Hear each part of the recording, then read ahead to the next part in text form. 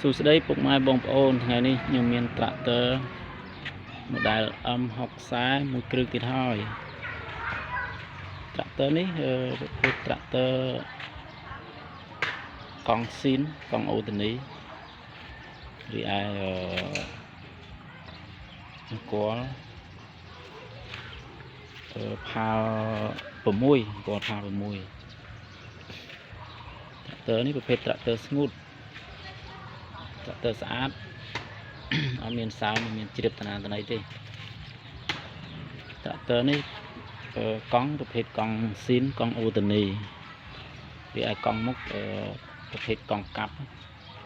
និងកង់ថ្មីមុខត្រាក់ទ័រនេះឆ្នាំផលិតរបស់វាគឺឆ្នាំ2023ហ្នឹងសាច់ឈាមវាប៉ុណ្ណឹងត្រាក់ទ័រនេះ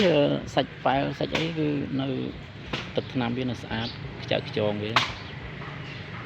នេះប្រភេទត្រាក់ទ័រសំណុំម៉ាស៊ីនប្រអប់លេខអត់ទាន់ប៉ះសោទេប្រភេទត្រាក់ទ័រស្អាតបងប្អូនខ្ចៅខ្ចងវានៅភ្លឺម៉ាស៊ីនវាឆេះស្អាតនៅហាត់សលេងវានៅណែនហ្នឹងហើយត្រាក់ទ័រនេះបើសិនជាបងប្អូន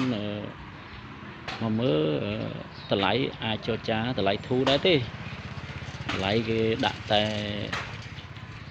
16កន្លះតត្រាក់ទ័រនេះចុះច្រើនគូសំអញ្ចឹងហ្នឹងហើយបងប្អូនមានចំណាប់អារម្មណ៍អាចតាក់ទងមកបានតាមរយៈលេខទូរស័ព្ទឬក៏តាមឆាតបាទ